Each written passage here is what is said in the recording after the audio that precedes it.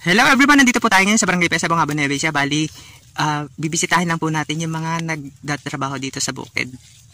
Ate Nora, kumusta na po yung pagtatrabaho dito sa bukid? Okay naman, sapat-sapat. Bali, Sapat-sapat sa 400 ang kita isang araw.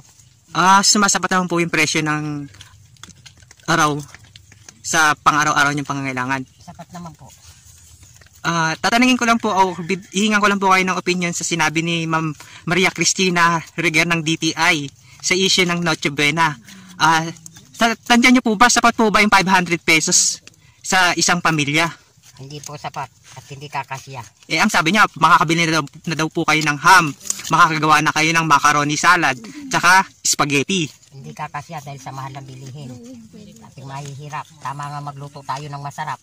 May karapatan nating mahihirap din yun dahil tayo nagpapakahirap.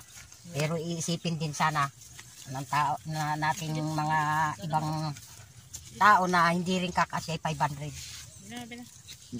Di po. sa pambili ng Noche Buena. Yun nga po. Kasi minsan na lang naman yun ginaganap sa isang taon.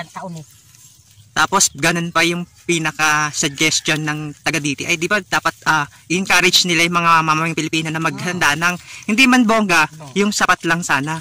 Tapos hindi sila mag-indicate ng price. Hindi sila dapat magbibigay ng presyo. Yun nga po. Kasi magbibigay sila ng presyo. O sige, sila na ang bumili. Kung sasapat ba yung ganun.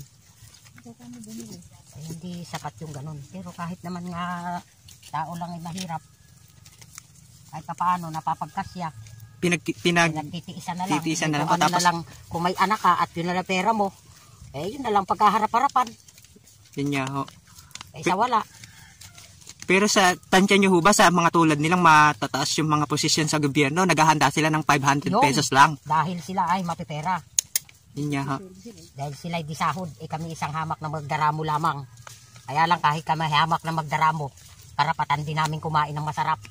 Yun nga ho. Tsaka, sa mga tulad po nating ordinaryong tao, sa atin nanggagaling kasi pinapasweldo sa kanila kasi yung mga taxes na kinokolekta ng gobyerno, yun yung pinapasweldo sa government employee. Kaya dapat sana tuunan nila ng pansin yung taong mahihirap. Yun nga ho. Tapos taong magsasaka.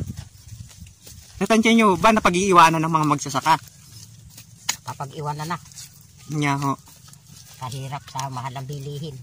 Tapos umani ka ng palay, lugi pa. Tapos pag anihan po, mababa ang presyo ng... Mababa ang presyo ng palay. Tsaka sibuyas. Palay, lahat. Yun lamang po at maraming salamat. Sige po.